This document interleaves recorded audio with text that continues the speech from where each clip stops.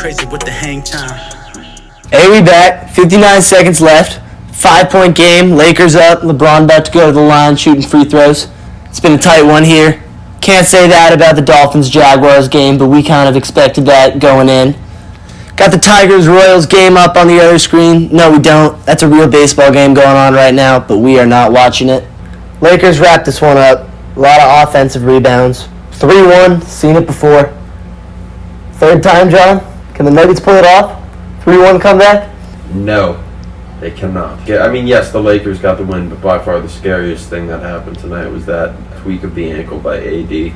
I think the reason for Lakers fans when you see Anthony Davis or LeBron just go down at all with any bit of pain is the fact that they're not that deep. And if you lose a star of that magnitude this far into the playoffs, things will not be looking good. I know you probably got the Heat that you're facing, but do you think LeBron by himself can beat the Heat? Probably, but it's going to be a lot tougher than if he has AD. It is, as I would describe, an okay Sunday afternoon right now. I'm a little upset. We got the regular going on. Lions-Cardinals on one TV. Seahawks-Cowboys in the middle. Red zone on the left. So 1 p.m. games. Bengals-Eagles ended in a tie. I'm not even going to get into the game. I just want to focus on the fact that an NFL game ended in a tie. And this happens like once a year. And every single year, it drives me bananas. I get so angry. My head is broken, okay? Every other sport has figured out how we can invest our time in it and it cannot end in a tie. In fact, baseball, where we used to watch like 20-inning games, even figured out that we could put a runner on second in extra innings. Yet, once a year, I will watch an NFL game that goes 3.5 hours and ends in a tie. College football does not end in ties. They figured it out too. Yeah, it's actually kind of ridiculous. They're the only major sports league that ends in ties. Why don't I watch soccer? Because you live in America? Because it ends in ties, bro. Because you can invest like 2 hours of your time and watch a 0-0 game. That is the worst thing that could ever exist in my mind. I just watched 90 minutes of players score nothing. So the Eagles-Bengals game ended in a tie. And I think there's a pretty easy solution to this, which is what college football does. You start on the 25, gotta get like 2 first downs to get in the end zone, and it wraps up nicely. You go back and forth. If both teams score the same amount 3 straight times, then you have to go for 2-1 touchdowns. It's very simple. I do not know how the NFL has not found a solution to this.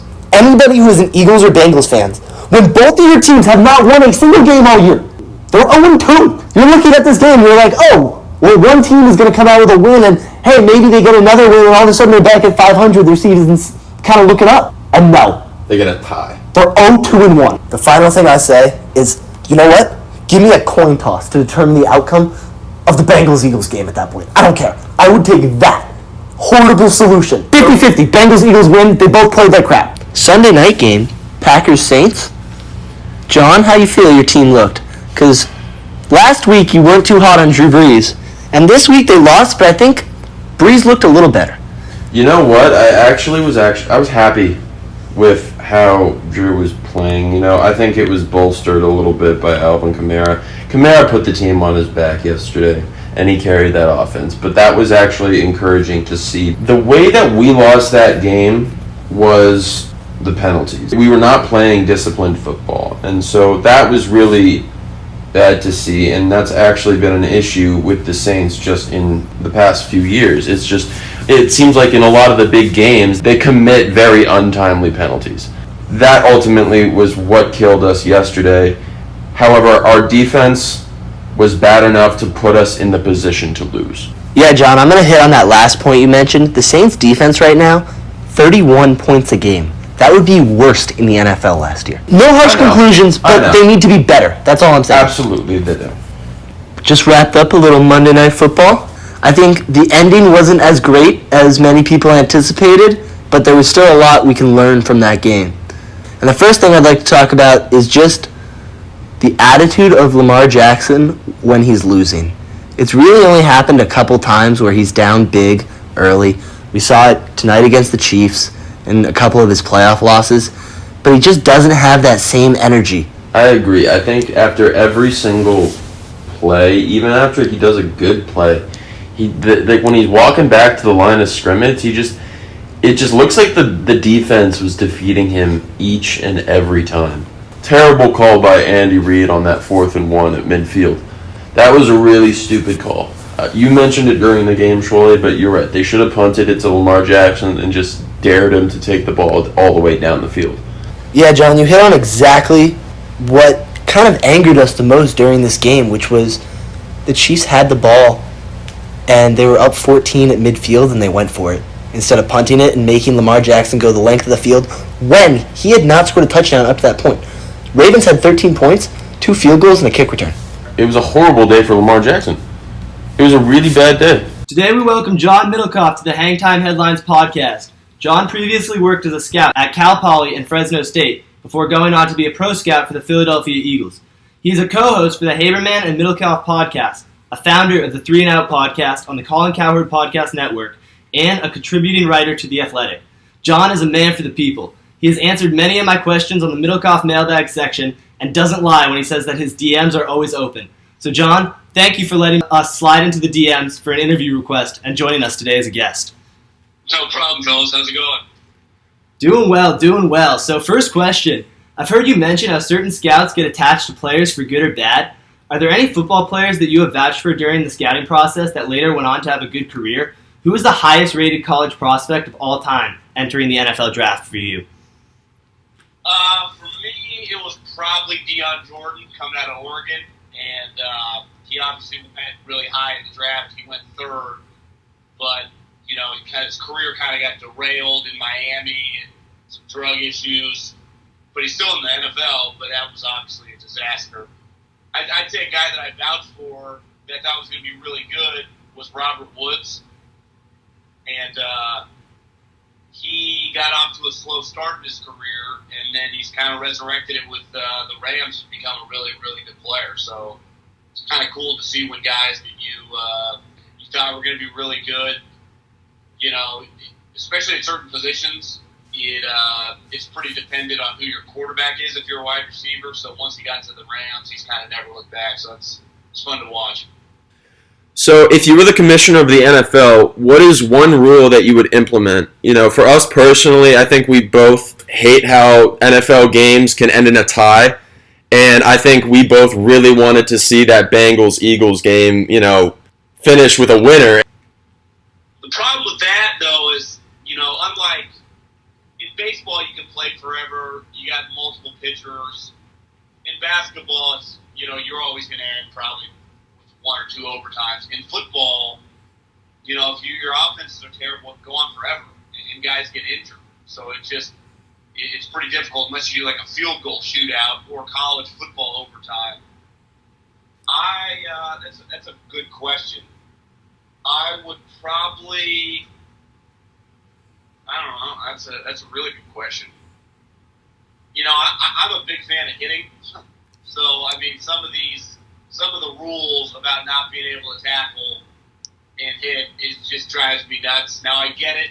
The safety of the game, keeping quarterbacks healthy, but I'm a sucker for a big hit. So some of these personal foul calls, I would loosen the restrictions there for sure. Yeah, we're right on board with you. During the beginning of the quarantine, we actually went back and watched some early 1990s football, educated ourselves a little bit. And Lawrence Taylor, that dude is a boss. Man, he hit hard. So moving on, what is your favorite college or professional football stadium to watch a game at? Given the lack of fans this fall, do you think certain teams have a bigger advantage on the road than others? One example that stood out to us were the Packers, who ran a silent snap count in New Orleans on Sunday Night Football to bait the Saints' defense into a false start. Yeah, that's a good question, too. I would say, where the Cowboys play is pretty cool. That's definitely a pretty special place to watch a football game. Seattle Stadium's cool. I've never been to New Orleans. The Eagles, when they're good, playing the Lynx is awesome. These new 2 stadiums, in LA and Vegas look pretty sweet. So I'd probably go Dallas. What advice would you have liked to receive before pursuing a career in the sports entertainment industry?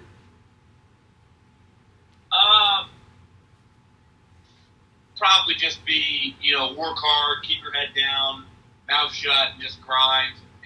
It's not easy. It's not like the financial world or whatever where money comes right away for a lot of people. So you definitely can't get into it for the money. And at the end of the day, it ultimately just turns into a job, So if you just approach it like any other job and try to keep the passion that you had to get into it, you should be able to be successful. But it's not your typical job, right? You work on weekends, especially depending on what you do with the games. So just be prepared for a schedule that's probably a lot different than like your friends who work, Monday through Friday, sales jobs or finance jobs or whatever. That's not really the deal in the sports industry, that's for sure. Yeah, it makes a lot of sense. I think for us, you definitely can't get us off our couch on Saturdays or Sundays with the football going on. If you gave me housing and food, I'd be all set in the sports entertainment world.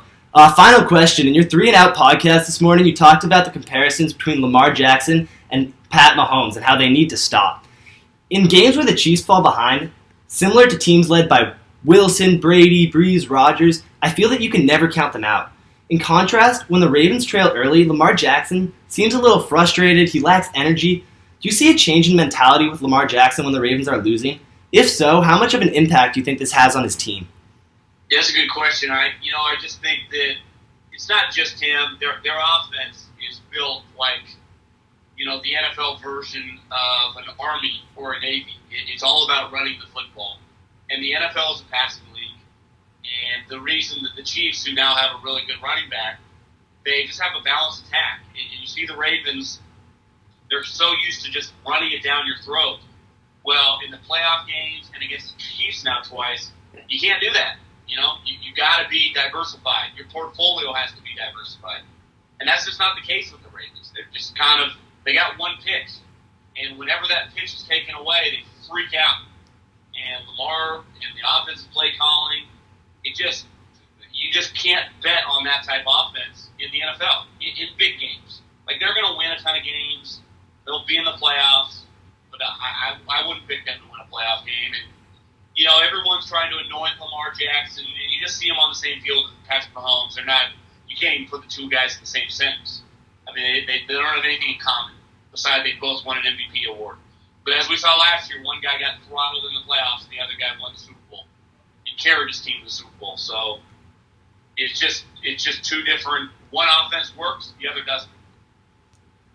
Yeah, we agree with you. I just hope Lamar can stay healthy. Thank you so much for joining us. We understand time is money, and we really appreciate you taking just the time out of your day to hop on and answer a few questions with us. I know, this was huge. Thank you so much for coming. No problem, fellas. Have a good day. Yeah, Take care. You too. Ballin' crazy with the HangTime.